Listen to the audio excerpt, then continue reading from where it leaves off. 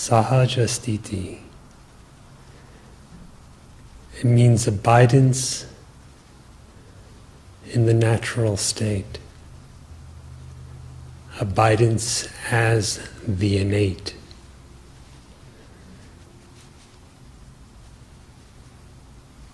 This is one of the ways in which Sri Bhagavan described self-realization.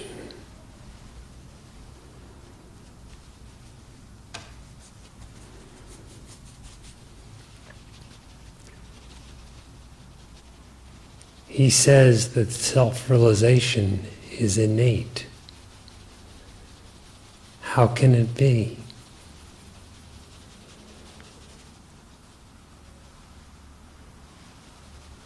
It must be because the nature of realization is identical with the being that is the self that is realized, and as such is ever existent, without coming and without going.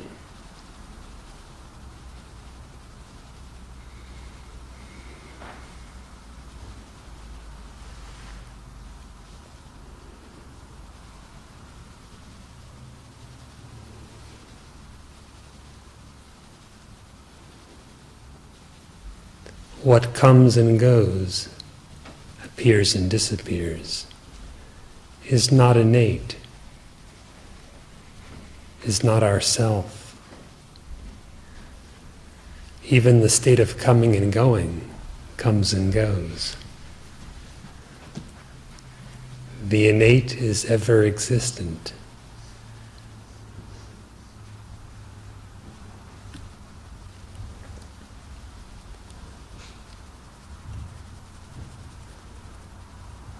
It is nirguna, attributeless.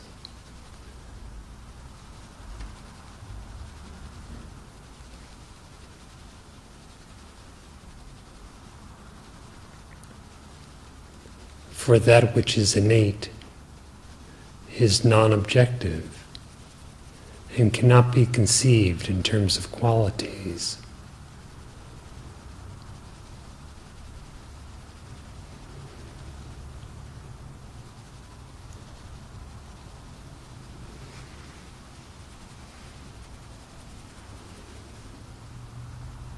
What is natural for you?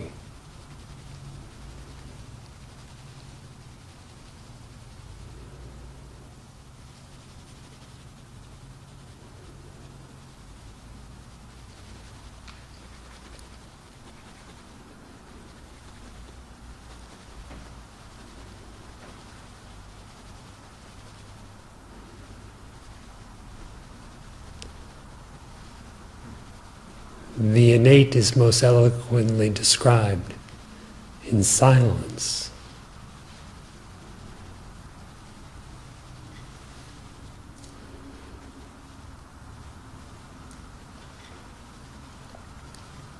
Yet turning inward, some expression can be given of it. What is natural for you?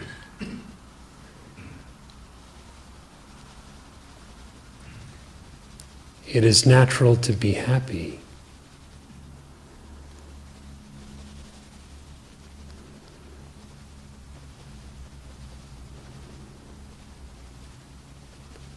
Unhappiness is never natural.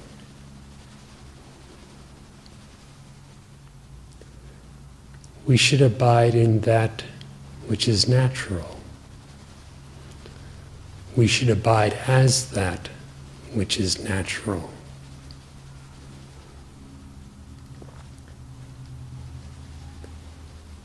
If that which is natural is nirguna, without attributes, then happiness should not be considered as an attribute, as something that comes and goes or belongs or is lost.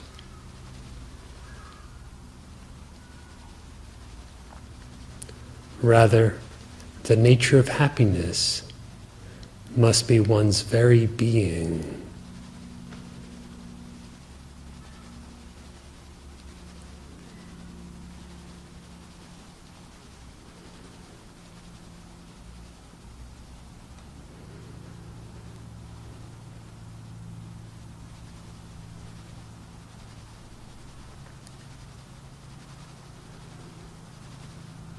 What is innate?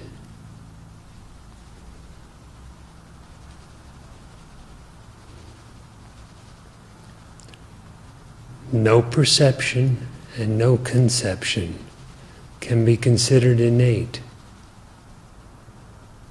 for they are objective and they are not always with you.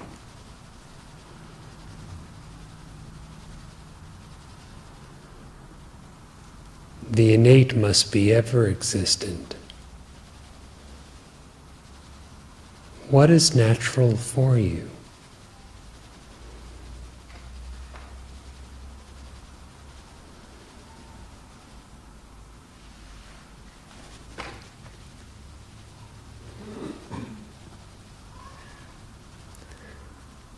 Your very being is, of course, natural.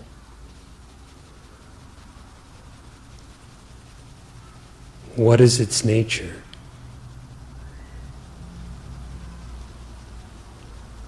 What is existence itself?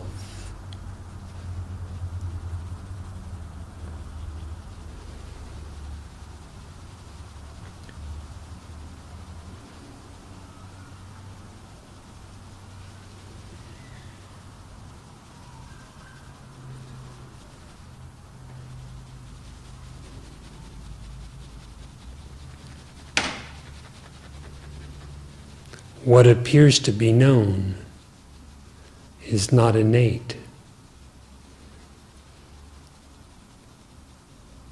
but the consciousness that shines so that such knowing is even possible is so.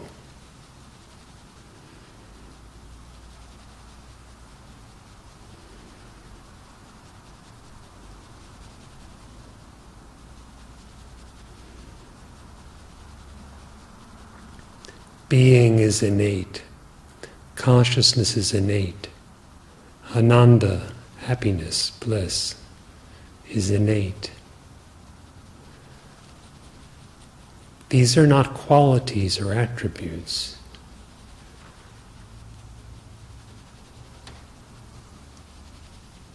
This is just a means of expressing one indivisible, homogeneous reality.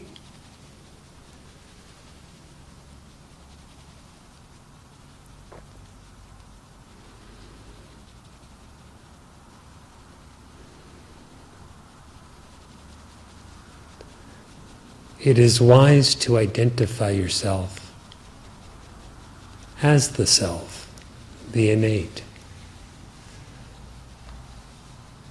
To consider what is not the self to be yourself is delusive.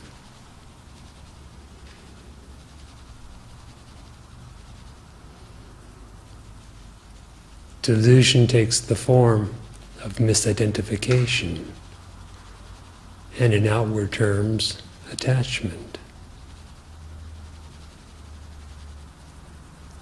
But an attached state is not natural.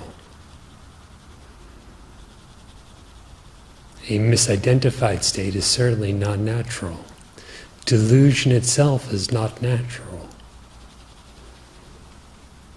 What is natural for you?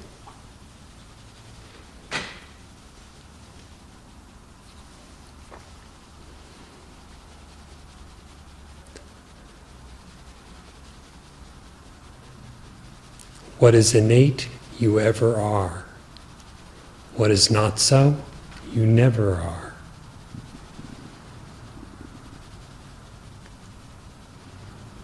Inquire to determine what in truth you are. Who am I?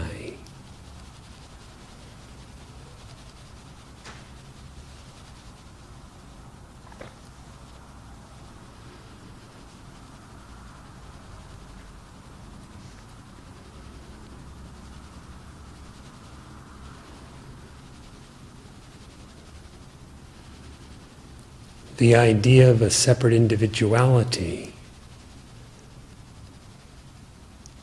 is a falsely conceived attribute. It is not innate. it is not true.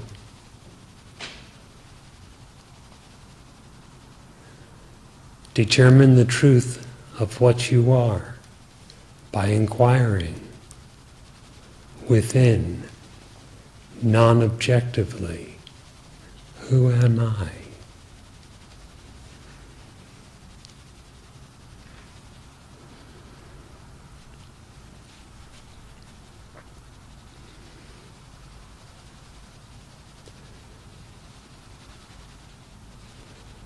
Who or what is it that can abide as the innate?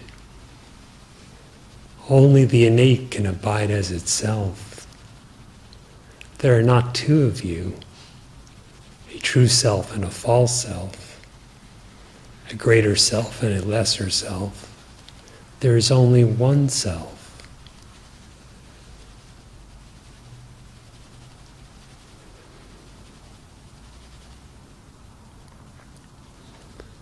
So then, the natural state is that in which there is no other I, no other world. Just one indivisible, absolute, unchanging existence.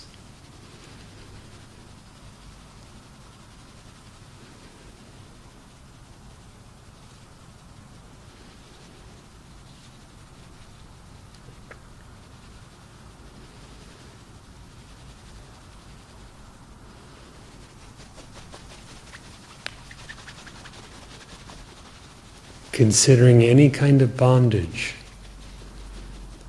and its consequent suffering, none of that, not one speck of it, is natural.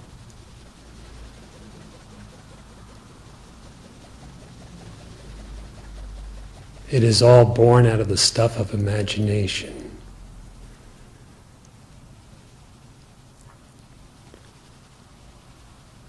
Understand it to be so. In disidentifying from false definition, know yourself as you are.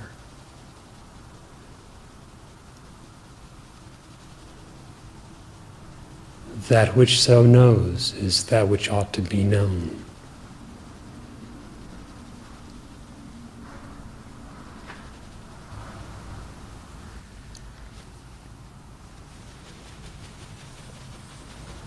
That's such a wondrous question to ask oneself. What is natural?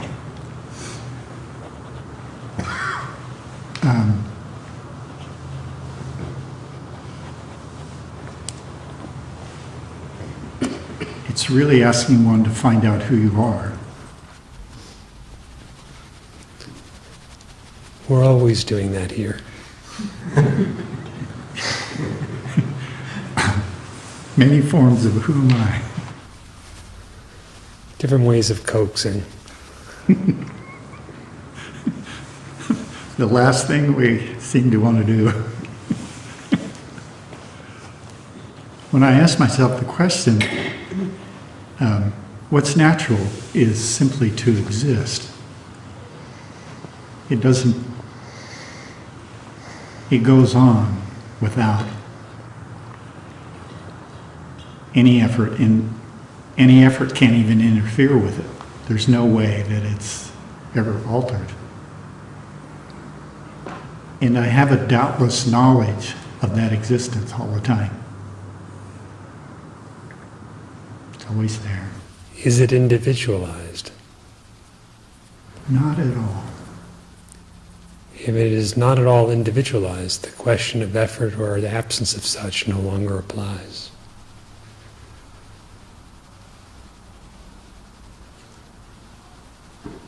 For whom would such qualities or states be?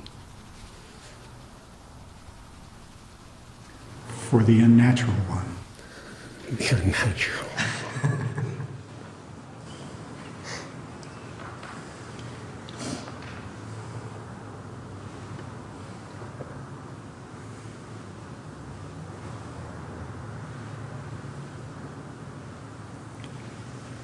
In practicing,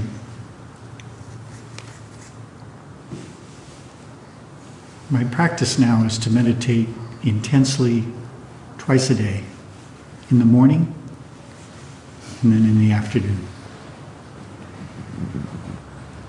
And most of the time that experience of being in the natural state is there in the morning and then again in the afternoon. Between those, there's some drifting. And it makes me go, well, maybe you should meditate in the middle of it and cut it in half. Which then you go, okay, well, now you got two halves, why don't you cut each of those in half? And then it's like, okay, why is there any drifting at all? Whereas, I mean, that would certainly be a way to... To what do you drift? I drift to what the body's engaged in, what I'm thinking, the tasks of, making a livelihood. That's what they drift to. What is it that you're referring to as drifting? Well, drifting would be moving away from that natural state, is what it feels like. It would be some kind of imagined departure from... If it's natural, how do you move from it?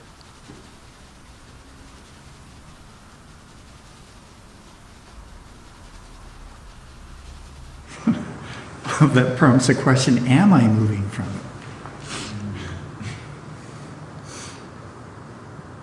Because your question makes me question my assumption, am I actually moving from it? And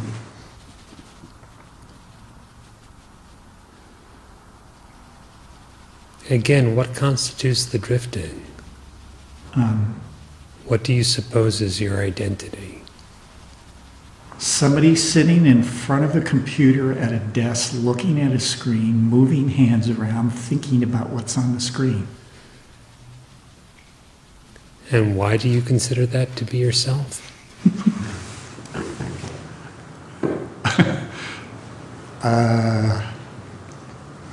I should be asking myself that. And that you can ask at any time. Yeah.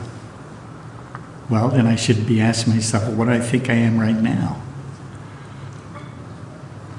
I don't need to wait till the middle of the day. Okay. Is the body the self?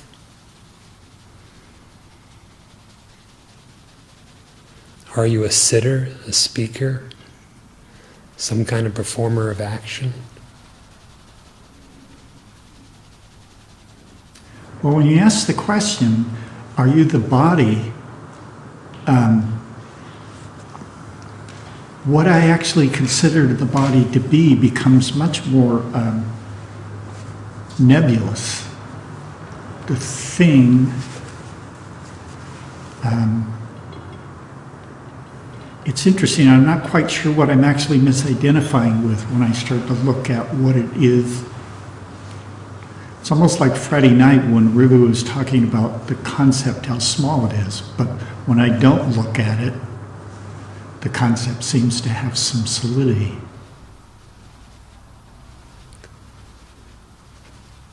It is wiser for the inquiry to be carried on subjectively.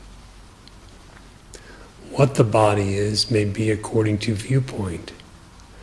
You might view it as inert, as an instrument, as a temple, as a collection of particles, as a thought within the mind, or something that was never actually created.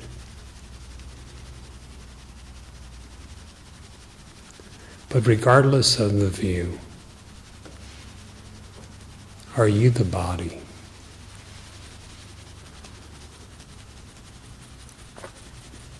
Whether you think it's inert or sentient, in either case, Are you that?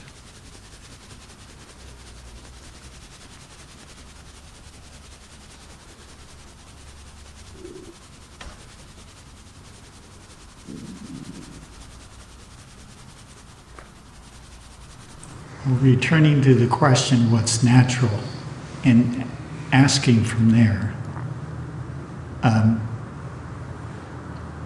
No, the body is not part of that. That's not I. The body is not your continuous experience, is it?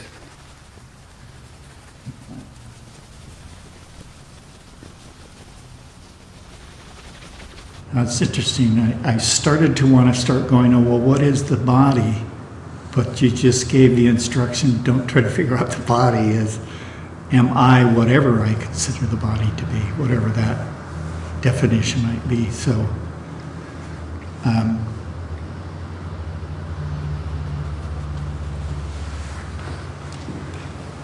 when you point out that it's not continuous, then that's pretty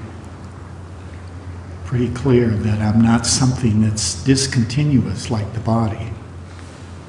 I don't experience the answer to the question, what's natural, as a discontinuous and broken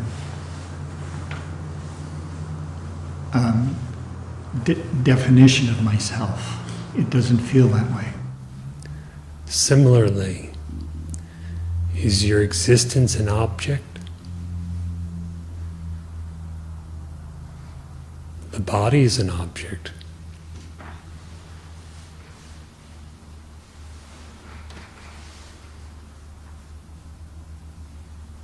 Apart from the sensations regarded as it, you have no experience of it.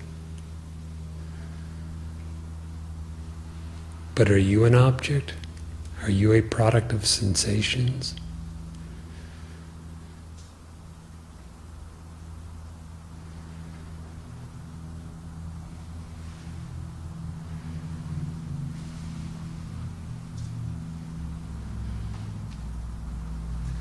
No. Again, similarly, the body is obviously transitory. It most certainly will not last forever. But it is impossible, quite impossible, to even imagine the cessation of your existence.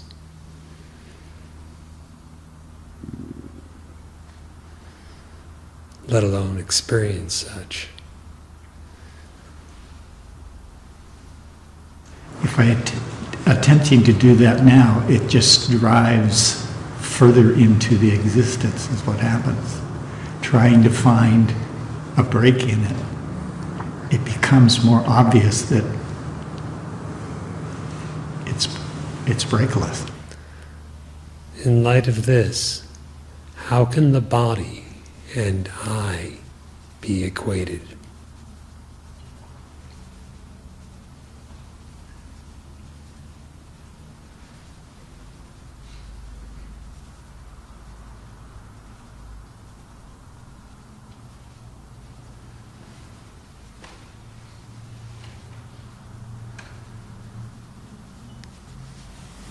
Yeah, the body does not equal existence.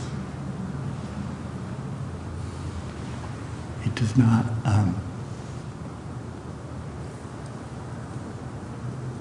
When you pointed out that it's the only thing that I know of the body are perceptions, it becomes very clear that the rest of it is some additional concept about those perceptions, but The perceptions also are merely conceived. They appear in one state of mind.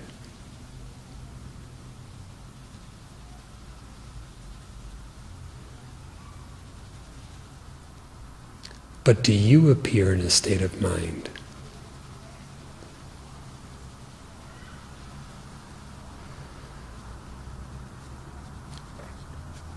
No, because if I look at states of mind, they're just made up of a bunch of objects, and I'm never one of the objects in any of the states. That which knows about the states of mind must be beyond the states of mind.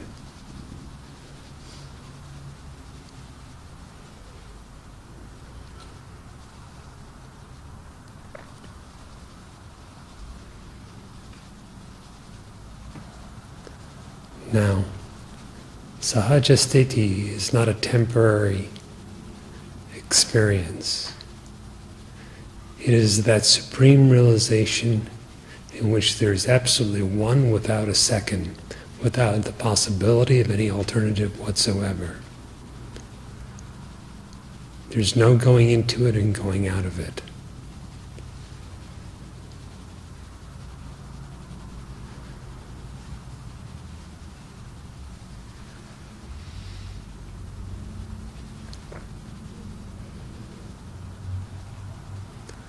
What the Maharshi realized, he didn't just dip into twice a day.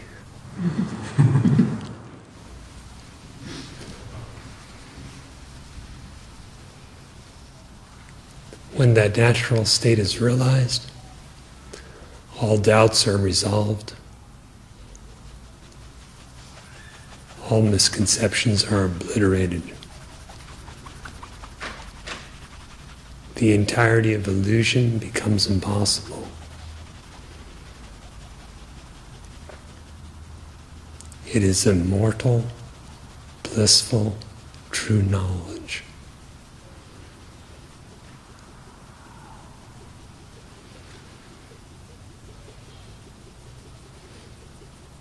It is Brahman.